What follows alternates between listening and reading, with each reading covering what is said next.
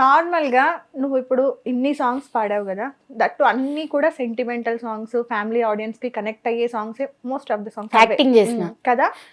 నీకు ఎప్పుడన్నా పర్సనల్ గా కూర్చొని ఆలోచించినప్పుడు అనిపిస్తుంది నిజంగా రియల్ లైఫ్ లో కూడా ఇలాంటి సిచ్యువేషన్స్ జరుగుతున్నాయి అంటే మధు, ఇప్పుడు నేను నా ఫ్యామిలీ తరపున లేకపోతే మా అమ్మ వాళ్ళ తరపున మా నాన్న వాళ్ళ తరపున ఇట్లాంటి ఒక ఇన్సిడెంట్ ఏదైనా నాకు ఫేస్ అయితే చిన్నప్పటి నుండి నేను కూడా భయపడేదాన్ని కావచ్చు. అయ్యో ఫ్యూచర్లో నా లైఫ్ ఎట్లుంటుందో, ఆల్రెడీ నేను ఇట్లా ఫేస్ చేసిన కదా అని.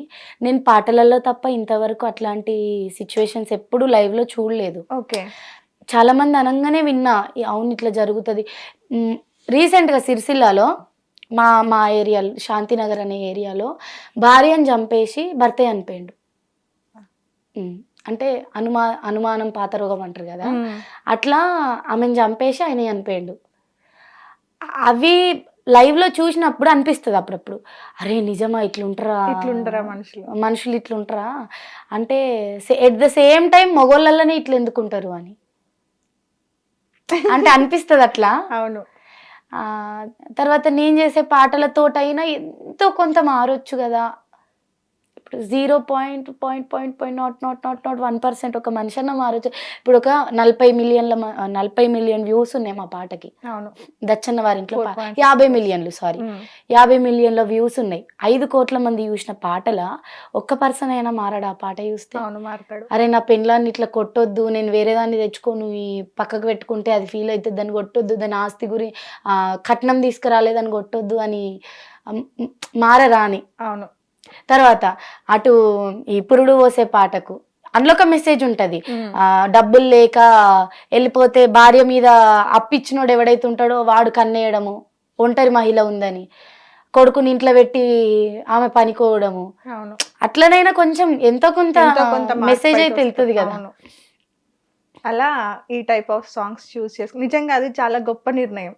మనకి అంటే డబ్బులు సంపాదించాలి అని ఎంత ఉంటుందో, అట్లీస్ట్ మన వల్ల ఒకరైనా మార్చగలం అనే, ఇప్పుడు మన గొంతుకు అంత శక్తి ఉన్నప్పుడు దాన్ని వాడుకోవడం కూడా అంత ఇంపార్టెంట్. ఆలోచన అందరికీ రాదు. సో నీ గురించి అందులో చెప్పాల్సిన అవసరం లేదు. సో చాలా మందికి డౌట్ రావచ్చు, ఏంటి అక్క ఎప్పుడు ఇంటర్వ్యూ ఫ్యామిలీ గురించి స్టార్ట్ చేస్తుంది కదా, ఎందుకు ఫ్యామిలీ గురించి అడగట్లేదు అని చెప్పి. నాకు మొత్తం తెలుసు. ఆమెకి అమ్మ నాన్న మొత్తం 2 అక్కలు, అంటే ఈమె 3వ అమ్మాయి, 3 ఆడపిల్లలు, మొత్తం 2 అక్కలకు పెళ్లిళ్ళు అయిపోయినాయి. వాళ్ళు హ్యాపీ, అంతేనా? వాళ్ళకి పిల్లలు ఉన్నారు, వాళ్ళు హ్యాపీ. సో తిను ఇప్పుడు నెక్స్ట్ ఎప్పుడు చేసుకోవడో తెలీదు పెళ్లి, త్వరలో చేసుకున్నప్పుడు పిలుస్తుంది నన్ను. సో సత్యం గారు ఎలా ఉన్నారు? బాగున్నారండి. బాగున్నారు. చాలా అంటే నేను విన్నాను, నీ గురించి తెలుసుకుంటున్నప్పుడు నాకు ఒక ఇంట్రెస్టింగ్ పాయింట్ తెలిసింది. ఇంట్లో 3 ఆడపిల్లలు ఉన్నప్పుడు తండ్రికి తల్లికి ఒక తెలియని ఒక బెరుకుంటది లోపల. అరే 3 ఆడపిల్లలు ఉన్నారు, అది ఎవరైనా కానీ, ఎంత ఆస్తి ఉన్నా ఆస్తి లేకపోయినా, అది మిడిల్ క్లాస్ అయినా ఎవరైనా కానీ ఒక బెరుకుంటది. 3 ఆడపిల్లలు ఎవరే ఒక్క చెడుదారిలో వెళ్ళినా కూడా మొత్తం తను ఇన్ని రోజులు కాపాడుకుంటున్న అంతా కూడా ఒక్కసారి కొలాప్స్ అయిపోతుంది. అలా నిజంగా అంటే నీ ఫ్యామిలీకి మీ నాన్నకి నువ్వు ఒక ధైర్యం అని, మీ నాన్నగారు అంటే నార్మల్గా నేను తెలుసుకుంటున్నప్పుడు నాగలక్ష్మి ఒక ఇంటికి అబ్బాయిలాగా కష్టపడింది, అన్నిట్లో వాళ్ళ నాన్నకి అమ్మకి తోడుంది, ఎప్పటికైనా సరే నాగలక్ష్మియే వాళ్ళ అమ్మ నాన్నని చూసుకుంటుంది అని చెప్పి చాలా గొప్పగా విన్నాను అనమాట. ఒక మగాళ్ళ కష్టపడ్డావని. నిజమైన వాస్తవమేనా? మగోని లెక్క కష్టపడ్డాను నేను చెప్పుకుంటే బాగుండదు, కానీ వాళ్ళు చెప్పారు కాబట్టి అది నిజమే కావచ్చు. మరి నేను చెప్పుకుంటే బాగుండదు కదా. ఫ్యామిలీ కోసం కష్టపడ్డావా? సపోర్ట్ గా, ఫినాన్షియల్ గా, మెంటల్ గా? వాస్తవం అంటే నేను ఇప్పుడు చెప్పాలా ఆ విషయం? ఫ్యామిలీ కోసం నేను కష్టపడ్డా, ఫ్యామిలీ కోసం నువ్వు కష్టపడ్డావు అంటే మధు, ఇప్పుడు నా తర్వాత ఒక చెల్లె అయినా, నా తర్వాత ఒక తమ్ముడైనా ఉంటే నేను ఆబ్వియస్గా నా పని నేను చేసుకునేదాన్ని. నేను సంపాదించుకున్న డబ్బులు నా కోసమే ఉంచుకునేదాన్ని. నేను ఏది చేసినా నా కోసమే చేసుకునేదాన్ని. సో నాకు జ్ఞానోదయం అయింది ఎప్పుడు అని అంటే మా చిన్నక్క పెళ్ళైన తర్వాత. అప్పటి వరకు నేను జాలీగా నా లైఫ్ని నేను చాలా హ్యాపీగా లీడ్ చేసిన. ఎంత హ్యాపీగా అంటే నేను ఫైనాన్షియల్గా ఎప్పటి నుండో, నేను ఎప్పుడైతే నా ఫస్ట్ సాంగ్ వాడినప్పుడు వచ్చిన అమౌంట్ 200. అప్పటి నుండి కూడా నేను వాటిని నా ఫ్యామిలీ కోసమే స్పెండ్ చేసిన. నేను పెట్టుకునే ఖర్చు ఏంది, నాకు బట్టలకు, అవును. నాకు సంబంధించిన జ్యువెలరీకి, నాకు సంబంధించిన నా బండి పెట్రోల్కు, దానికి సంబంధించినవి ఉంటాయి. లేదా నా పాటకి ఏదన్నా నా ఛానల్ కోసం చేసుకునేది ఏదన్నా ఉంటే దానికి సంబంధించి ప్రొడ్యూస్ చేసుకోవడమా, ఫ్రెండ్స్ తోటి ఎప్పుడైనా బయటకు వెళ్ళినప్పుడు ఫుడ్ తినిపించడమా, ఏదో ఒకటి. ఇంకా నా ఖర్చుల మట్టుకు నాకు ఉంటాయి. మిగిలిన డబ్బులు నేను ఏం చేసుకుంటాను నువ్వు చెప్పు. నేను అబ్బాయినా దాచిపెట్టుకొని రేపు వచ్చే పెళ్ళానికి ఇచ్చేదాన్ని అయితే కాదు కదా. నన్ను ఎవడో ఒకడు పెళ్లి చేసుకుంటాడు, వాడే పెడతాడు కదా నాకు ఫుడ్ పోతే మాత్రం. సో నేను ఫైనాన్షియల్గానైతే నేను 200 సంపాదించినప్పటి నుండి ఉన్నా మా ఫ్యామిలీకి సపోర్ట్గా. మెంటల్గా నేను ఎప్పటి నుండి సపోర్ట్గా ఉన్నా అంటే రీసెంట్గా మా చిన్నక్క పెళ్ళైనప్పటి నుండి. ఓకే. మా పెద్దక్క పెళ్ళైనప్పుడు నేను చిన్నపిల్లని మీన్స్ అంత తెలియదు నాకు 16 ఇయర్స్ ఉన్నప్పుడు మా పెద్దక్క పెళ్ళయింది. 16 or 15 ఉన్నప్పుడు. ఆ టైంలో ఏం తెలుస్తుంది, నా 10th అయిపోయింది, 10th అయిపోయింది అంతే. 10th అయిపోయినాక పెద్దక్క పెళ్ళయింది. అప్పుడెప్పుడే స్టార్ట్ అవుతుంది లైఫ్. 10th అయిపోయిన తర్వాత నేను ఇంటర్కి వచ్చిన తర్వాత నాకు సాంగ్స్ స్టార్ట్ అయినాయి. అప్పుడు ఏం తెలియలేదు, ఆమె పెళ్ళి అయిపోయింది వెళ్ళిపోయింది, పెళ్ళి అవుతుంది కదా వెళ్ళిపోతుంది కదా అనుకున్నా. నేను మా ప్రీతి పెళ్ళైపోయి వెళ్ళిపోయిన తర్వాత చూడు అబ్బా మెంటల్గా ఎంత డిస్టర్బ్ అయినా అంటే మధు, మా అక్కతోటి ఉన్న బాండో మరి మా వాళ్ళని నిజంగా నా పెళ్ళైనాక కూడా నేను అట్లా వదిలేసి వెళ్ళిపోవాలా వీళ్ళని అన్న అది తట్టుకోలేకపోయినా నేను ఇప్పటికి కూడా. అంటే ఆమె వేరే వాళ్ళ ఇంటికి వెళ్ళిపోతుందా ఇప్పుడు, తను హ్యాపీగా ఉంటుంది, ఆబ్వియస్గా తను హ్యాపీగా ఉంటుంది, అందరం హ్యాపీగా ఉంటాము.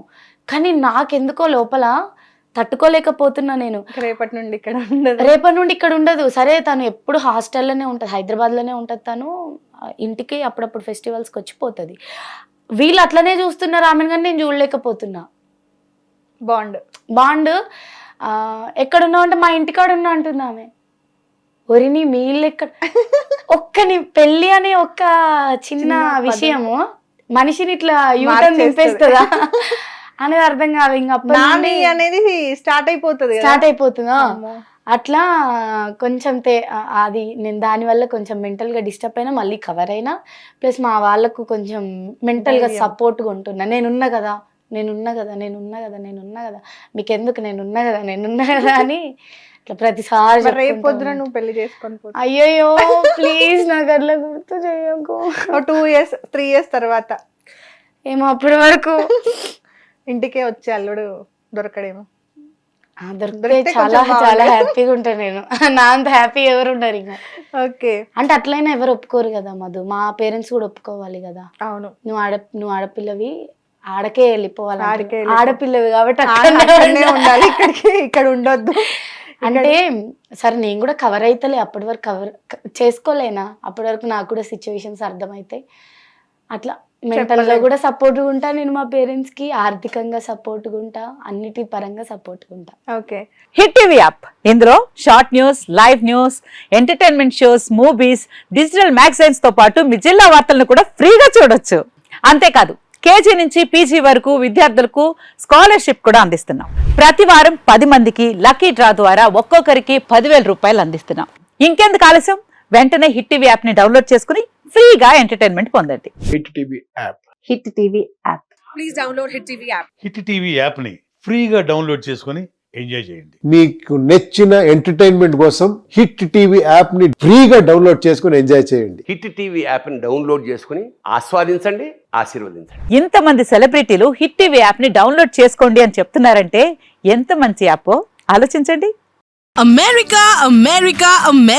అమెరికాలో చదవాలనుకునే వాళ్ళకి విశ్వసనీయమైన పేరు మన శౌర్య కన్సల్టెన్సీ.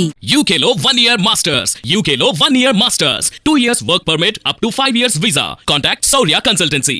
Contact 89851 89851.